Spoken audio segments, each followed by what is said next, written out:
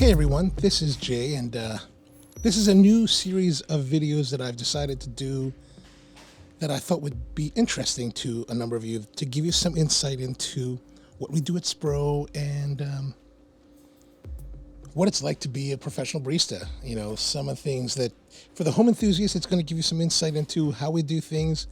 For the craftsman barista, it'll also give you some insight, especially if you're starting out. It's going to give you some insight into what we do and how we do it, and maybe some strategies to use. So basically, this is the opening. When we're opening. So this just happened a regular day during the COVID era. Come in, unlock the door, turn off the alarm, come in, and then start by making sure the machine is turned on, and then filling up the hopper for the espresso to make sure that we're ready to start the day. You know, this is probably one of my favorite times of the day. I like to come in a little bit early if possible, so that I have some time to do all of this, but also just to take my time. You know, as you can see, I don't turn the lights on. I like to keep it dark. I like to work kind of in the dark, where it's a little bit more private. Plus, you know, when the shop is dark, people don't think you're open, so they don't want to come bang on the door. And you know, there's so much that you want to get done in the morning. Like here, we're you know, setting up the register, putting in the money for the day, the back bank, so we keep amount of money that we start the day off. So we have change. We do still encourage people to use cash as much as they want because, you know, want to make it easy. And then downstairs we have our kitchen. As you can see, this is the baking kitchen. We've got the ovens, work tables, sinks, and our big ice machine, which I really love. This is a Hoshizaki ice machine. I think they're fantastic.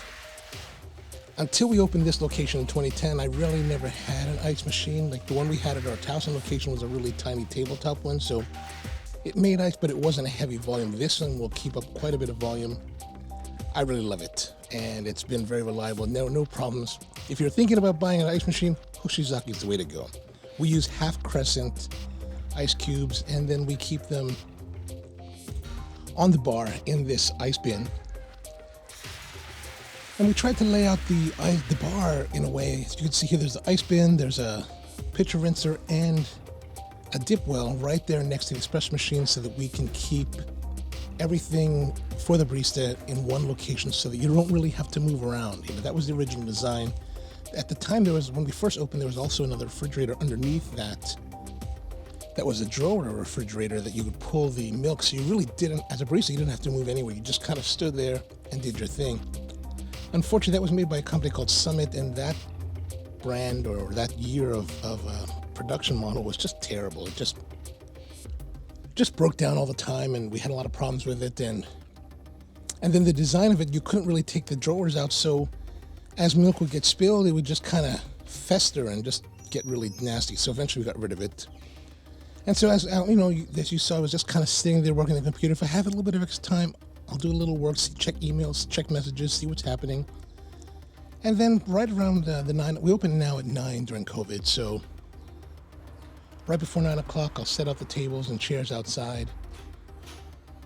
Trying to do the social distancing thing, so the tables used to kind of run in line with each other, but then everybody was kind of crowded, so now we've kind of separated the tables apart.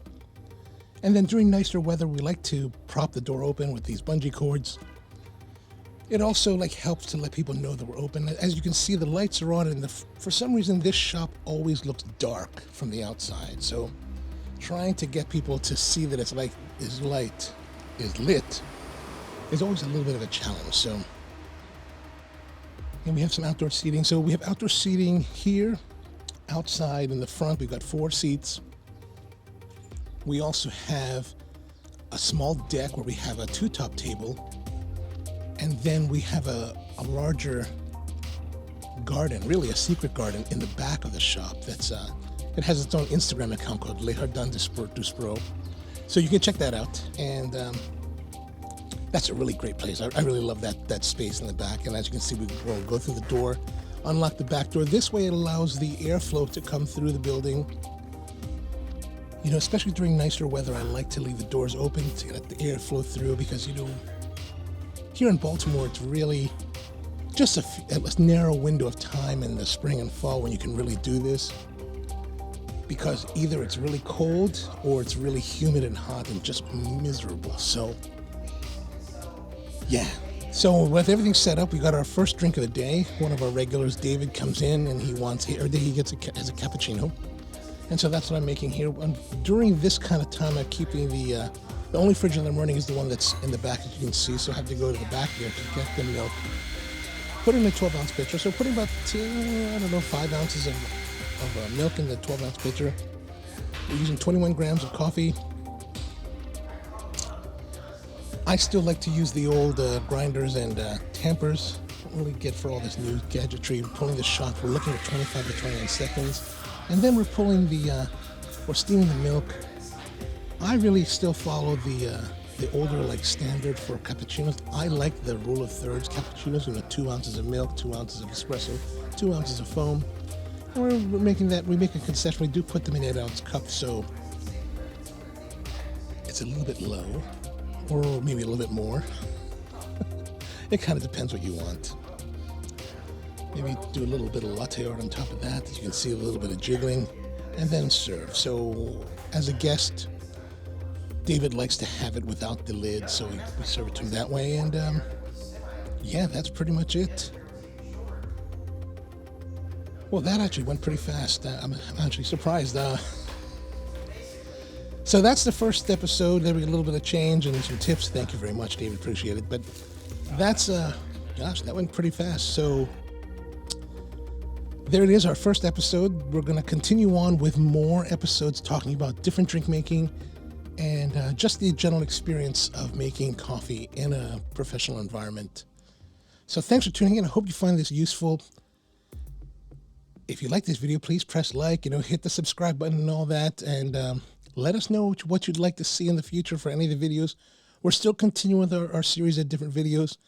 I just thought you might enjoy this glimpse into the professional life. All right, so thank you very much. See you next time.